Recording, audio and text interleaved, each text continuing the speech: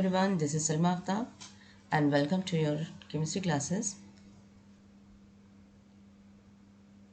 Today we are going to discuss a new topic, a new chapter, that is atomic structure and chemical bonding. ठीक है, atomic structure and chemical bonding.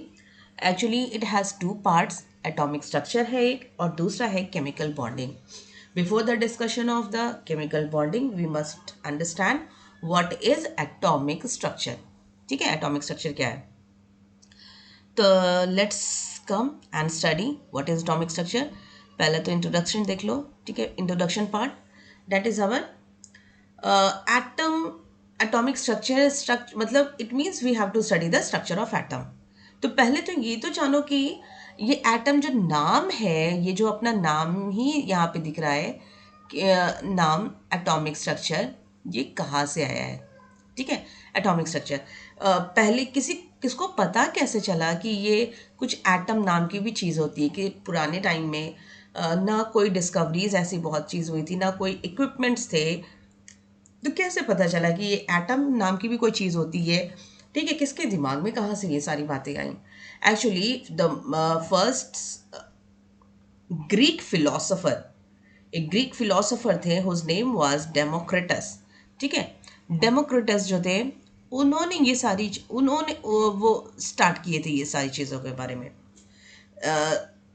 ये हो गया Democritus. ठीक है, Democritus कब 460 BC में उनके दिमाग में ये सारी चीज़ें आनी शुरू हो गई थी कि कहीं ना कहीं जो मैटर है हम लोगों के पास में, जो चीज़ें हैं सराउंडिंग में, हमारे पास जो भी चीज़ें हैं वो it is composed of atoms. ठीक है, उनका कोई बेसिक पार्टिकल है, ऑल मैटर.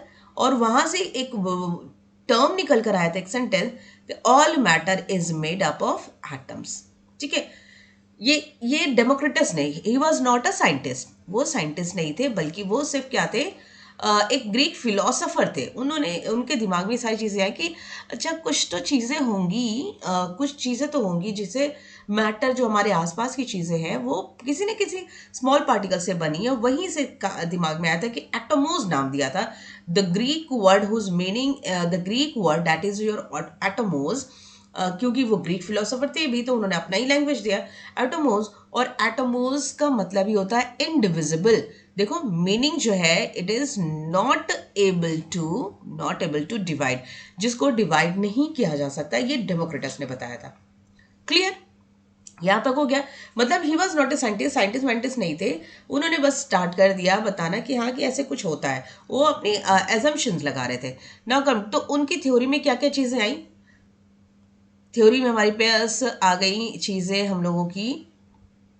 अब ऑब्वियस सी बात है कि इन्होंने स्टार्ट कर दिया स्टडी, और हम लोगों को भी तो पढ़ना पड़ेगा ना. चलो, तो पहले क्या हो गया हम लोगों का,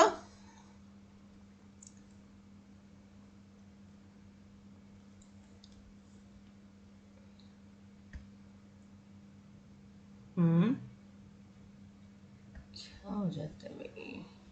हाँ देखो, अब फर्स्ट जो हो गया डेमोक्रिटस 460 से. देखो कंसेप्ट, एटम का कंसेप्ट इन्होंने ही दिया. ठीक है, और हम लोग में है एक कनड, महर्षि कनड, जो ने इन्होंने फर्स्ट पार्टिकल का नेम दिया था, दैट इज योर परमाणु.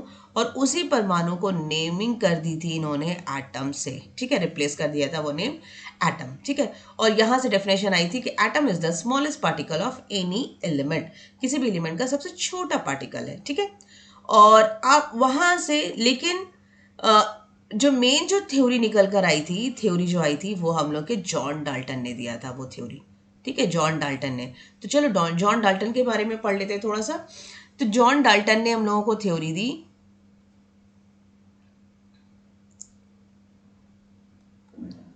ठीक है, जॉन डाल्टन की थ्योरी आ गई.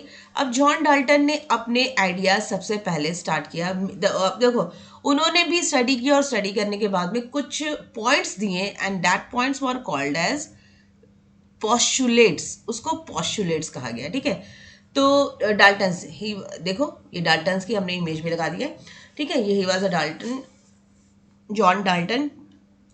अब देखो, उन्होंने ये आइडिया जो दिया है वो दिया है 1808 में. वो आइडिया दिया है। फिर each element is composed of small particle that is your atoms, ठीक है। और ग्रीक वर्ड इसको, इसका जो ग्रीक वर्ड है, द ग्रीक वर्ड इज एटोमोज है, ठीक है। ग्रीक वर्ड इज योर एटोमोज, ठीक है। वहां से है। अब यहाँ पे एक इम्पॉर्टेंट पॉइंट ये निकल कर आया है, उन्होंने आइडिया दिया 1808 में, और पार्टिकल्स जो है वो एटम से बने हैं, जो सेम डेमोक्रेटस ने कहा था, ठीक है। वही चीज़ रिपीट किया और यहाँ पे कुछ नई चीज़ें इंक्लूड कर दी, दैट इज योर कि atoms of the same element are identical, identical important point है, आइडेंटिकल। और atoms of the different elements, atoms of the different elements are atoms of the different, ये देखो, atoms of the different elements are differ. अब यहाँ पे ये चीज़ें ये हो कि मतलब अगर हम कार्बन, अगर हाइड्रोजन के एटम्स की बात करें, हाइड्रोजन एलिमेंट है, हाइड्रोजन में जितने भी एटम्स है हाइड्रोजन के, they all will be same. But अगर हम कंपैरिजन करें कार्बन के, कार्बन पे कंपैरिजन करें और हाइड्रोजन पे की कंपैरिजन करें, तो इनके एलिमेंट तो सेम होंगे, इनके एलिमेंट तो सेम होंगे और इनके एलिमेंट भी सेम होंगे, बट इन दोनों के एलिमेंट एक दूसरे से क्या होंगे, दे विल डिफर, ठीक है। यही चीज इस पॉइंट में कहा गया है, द सेम थिंग, ठीक है।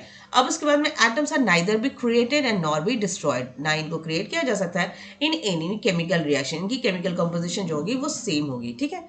और नेक्स्ट है एटम्स की जो एक रिलेटिव एटॉमिक मास होती है, ठीक है। गिवन कंपाउंड कुछ रिलेटिव एटॉमिक मास होगी, क्लियर, याद है, क्लियर हो गया।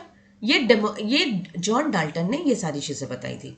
Now come to the third, अब डिफरेंस बिटवीन, हाँ, जॉन डाल्टन की जो थ्योरी थी वो पुरानी थ्योरी थी, ठीक है।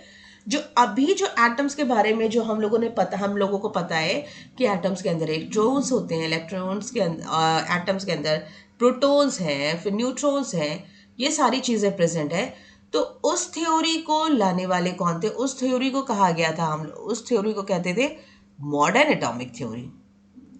That theory was called as modern atomic theory, ठीक है। उनको मॉडर्न एटॉमिक थ्योरी कहा गया था। और यहां से इट इज नॉट चेंजिंग,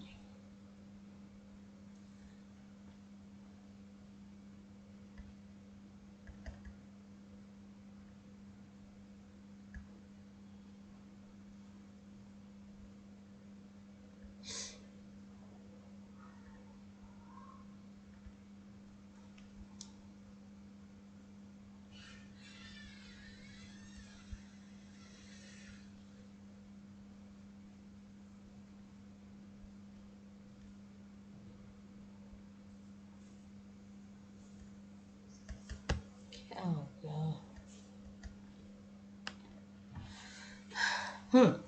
अब इसकी जो थ्योरी, पुरानी जो थ्योरी है उसको हम लोग कहेंगे दिस वन, ये हम लोग की ओल्ड थ्योरी है, ठीक है।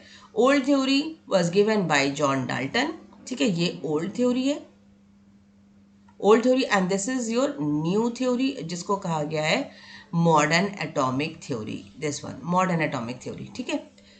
तो ओल्ड थ्योरी के अकॉर्डिंग जो जॉन डाल्टन ने बताया, न्यू थ्योरी के अकॉर्डिंग जरा देखो उसके जस्ट अपोजिट, कि atoms are divisible and destructible, atoms को डिवाइड भी किया जा सकता है और तोड़ा भी जा सकता है, जो कि जॉन डाल्टन ने कहा था कि नहीं, इसको डिवाइड नहीं किया जा सकता है और इसको तोड़ा भी नहीं जा सकता है।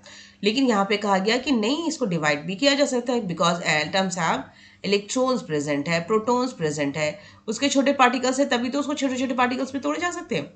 फिर देखो smallest and indivisible particle, smallest and indivisible particle, और यहाँ पे कहा गया कि नहीं, डिविजिबल है और सब एटॉमिक पार्टिकल्स में दे कैन ब्रेक, वही किसमें, इलेक्ट्रॉन और प्रोटॉन एंड न्यूट्रॉन में ब्रेक किए जा सकते हैं।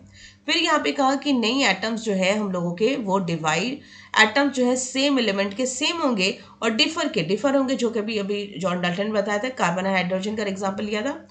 लेकिन मॉडर्न एटॉमिक थ्योरी में कहा गया, मॉडर्न एटॉमिक थ्योरी में कुछ एक्सेप्शंस आ गए, हम लोगों के एक्सेप्शन आ गए। और एक्सेप्शन में क्या था कि हम लोगों के पास कुछ आइसोटोप्स थे, हम लोगों के पास, ठीक है, कुछ आइसोटोप्स थे।